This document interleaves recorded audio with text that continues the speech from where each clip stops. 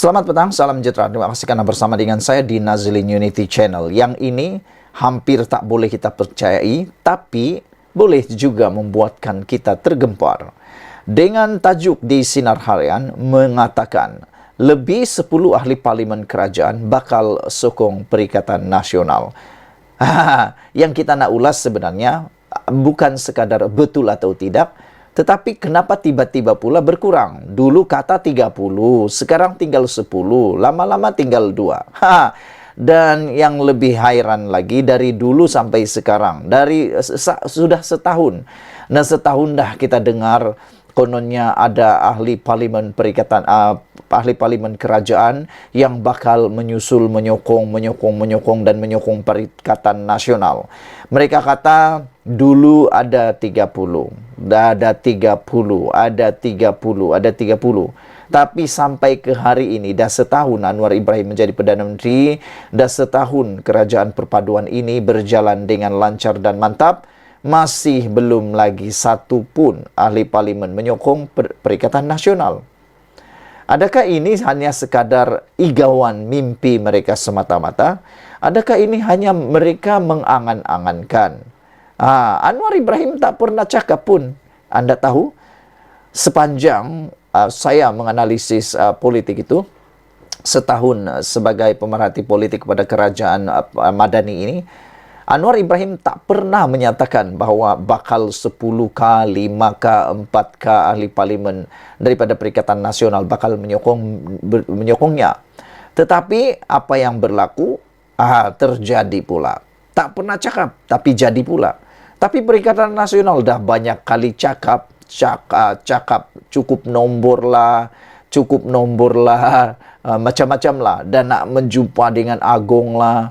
Tapi sehingga ke hari ini, naratif itu hanya tinggal naratif, tidak menjadi kenyataan. Hanya seakan-akan mengelirukan para pengundi mereka sendiri. Bahkan ada netizen kata, tindakan tindakan spekulasi ini konon, yang mana dinyatakan oleh ahli Majlis Pimpinan Tertinggi Parti Pribumi Bersatu, yaitu Datuk Seri Muhammad Rizwan Yusof, bahawa spekulasi itu mungkin akan menyebabkan 10 orang ahli parlimen blok kerajaan beralih sokongan. Ini hanya sekadar jaga hati, kata netizen. Dan ialah saya secara pribadi pun terfikir juga, pernyataan ini adalah satu fakta yang tidak benar. Ianya hanya fakta untuk menyedapkan hati dan untuk menakut-nakutkan Anwar. Tapi Anwar tak pernah takut pun. Kalau 10 orang saja nak pindah, tak apa, tiada masalah pun. Tidak akan bubar dan tidak akan jatuh kerajaan itu.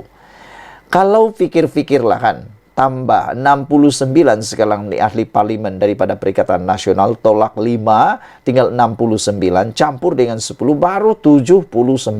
Macam mana nak bentuk kerajaan? Itu hanya merugikan.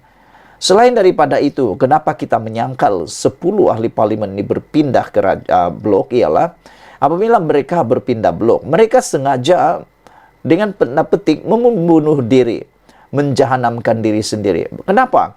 Kerana mereka akan kehilangan peruntukan parlimen. Bukankah itu menjahanamkan diri sendiri? Lebih baik tunggu sampai PRU akan datang.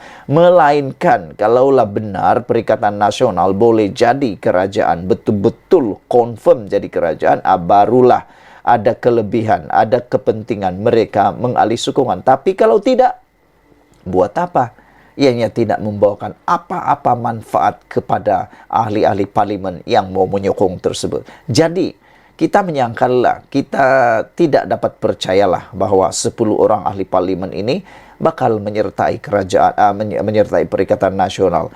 Kita tidak dapat menerima dan tak boleh hadamlah. Kenapa boleh pula tiba-tiba 10 kan? Kenapa boleh? Sedangkan tiada manfaat mereka untuk beralih sokongan. Mereka hanya menjerumuskan diri mereka pada bahaya.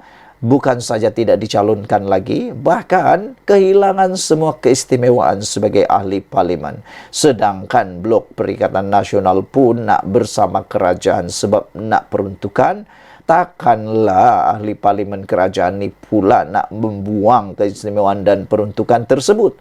Tak tahulah kalau ada pula ahli parlimen yang dengan tanda petik kurang bijak untuk bertindak menyokong Perikatan Nasional.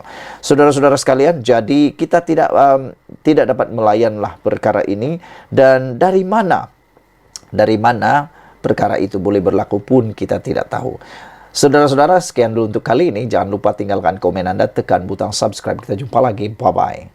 Selamat pagi, salam sejahtera. Terima kasih karena bersama dengan saya di Nazilin Unity Channel. Hari ini penentuan kepada PRK Kemaman yang amanah dijalankan hari ini.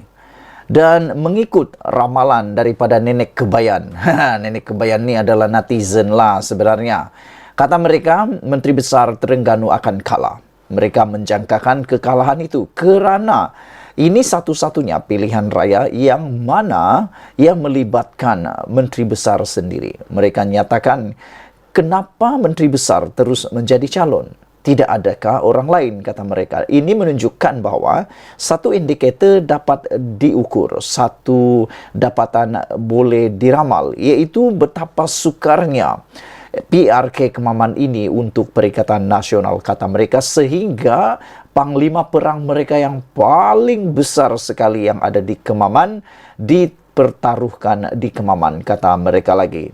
Selain daripada itu, ramai netizen menjangkakan Menteri Besar Terengganu itu mungkin bakal kalah kepada calon Barisan Nasional kerana mereka kata calon Barisan Nasional ini adalah calon yang datang daripada orang tempatan, anak kelahiran Kemaman sendiri, kata mereka. Dan dalam beberapa siri berita yang kita baca hari ini dan kemarin, mereka kata orang yang mempunyai logat orang tempatan di Kemaman mungkin akan menang, kata mereka lagi.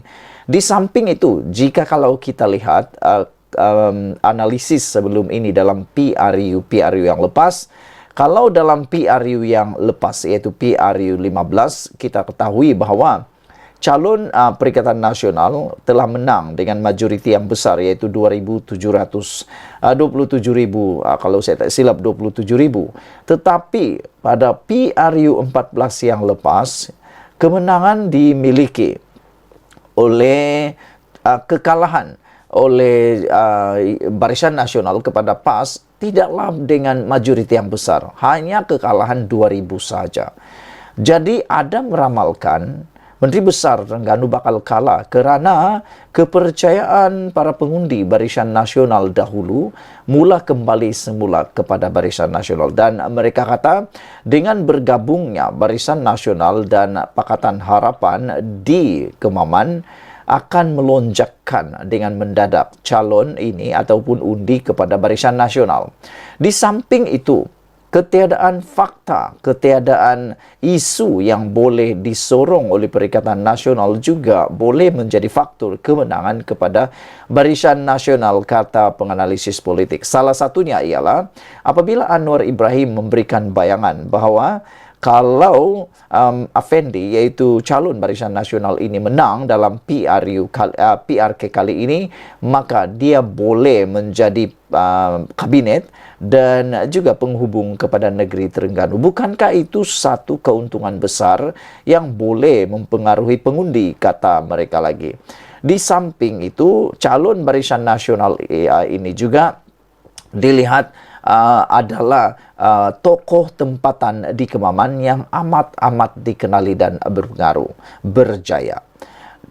Namun demikian, bagi calon Perikatan Nasional pula, hanya satu naratif yang kini dilihat menjadi pertaruhan Perikatan Nasional dalam kempen-kempen mereka, yaitu mereka mempertaruhkan kononnya Ahmad Samsuri boleh menjadi Perdana Menteri, bahkan layak jadi Perdana Menteri, termasuklah Mahathir mengatakan begitu. Tetapi netizen dan penganalisis politik menyatakan bahawa bagaimana Samsuri boleh menjadi Perdana Menteri, itu hanya boleh dicapai pada PRU 16 akan datang. Untuk mahu mencantas kerajaan pada waktu ini amatlah sukar, kata mereka, dan itu seperti amat-amat mustahil. Jadi dengan perkembangan terkini di PRK Kemaman, yaitu cuaca elok dan setakat jam 11 pagi tadi sudah 27% keluar mengundi. Ada orang kata, siapa yang akan menang kalau peratus keluar mengundi itu rendah? Diramalkan oleh para netizen bahwa sekiranya yang keluar mengundi ini sedikit, ini akan memberikan kemenangan kepada Barisan Nasional. Karena menurut mereka, para pengundi akar umbi Barisan Nasional adalah akar umbi yang amat fanatik terhadap Barisan Nasional. Jadi, kalau bilangan keluar mengundi, peratusan keluar mengundi kurang, ini memberikan kemenangan kepada Barisan Nasional. Tapi, kalau keluar mengundi besar pun, itu pun memberikan kemenangan kepada Barisan Nasional, kata mereka. Apa pendapat Anda sekalian? Sila tinggalkan komen Anda, tekan butang subscribe. Kita ikuti terus ulasan selepas ini.